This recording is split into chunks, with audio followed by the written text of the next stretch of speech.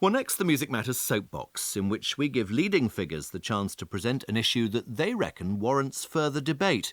This week, Julian Lloyd Webber, the cellist, who's now principal of the Birmingham Conservatoire.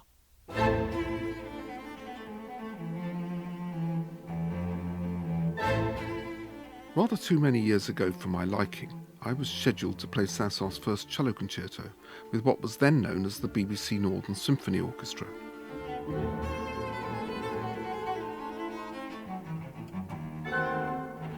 The concert would be broadcast live from St George's Hall in Blackburn, and there would be a rehearsal in Manchester the day before.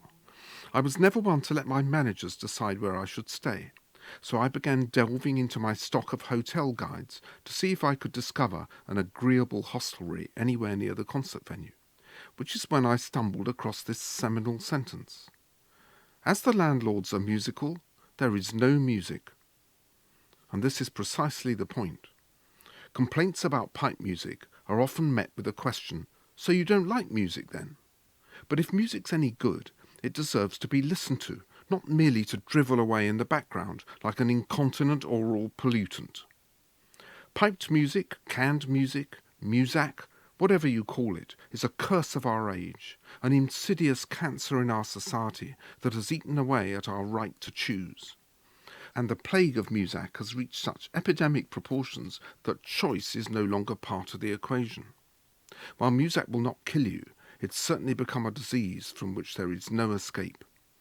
In many towns and even entire cities, there is nowhere to eat, drink or sleep without it. Why, whenever we sit in a pub, restaurant or cafe, should we be assaulted by someone else's choice of music? And even if by some miracle it turns out to coincide with music you like, can it ever sound the same after you've heard it in your local coffee shop? But let's not forget that muzak is big business. There are countless psychoacoustic consultants, sound designers and mood engineers badgering away at retail outlets in an effort to persuade them that their sales will increase with the introduction of background music. Polls are created to suggest that customers might buy more of a certain product when a certain type of muzak is played.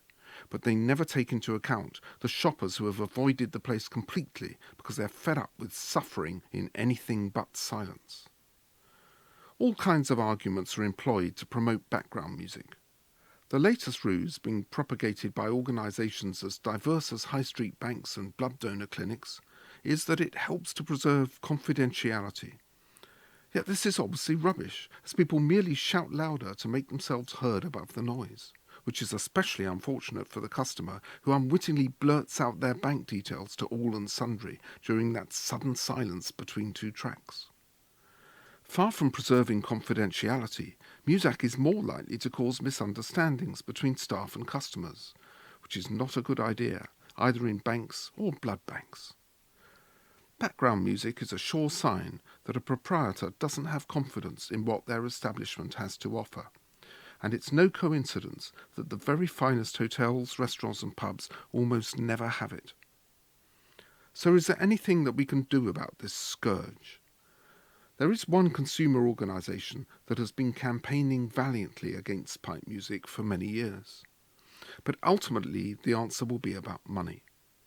The Performing Rights Society should raise the cost of a licence to play music in public spaces to the point where music is truly valued once again.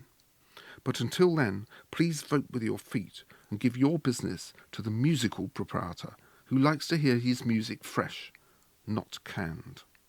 Julian Lloyd Webber, campaigning to make hotels, bars and restaurants music-free zones. Let us know what you think. Music Matters at bbc.co.uk if you want to email, or you can tweet Music Matters R3. And do visit the Music Matters page of the Radio 3 website to hear soapboxes by previous contributors, including Gillian Moore, Ilan Volkov and Andrew Carwood.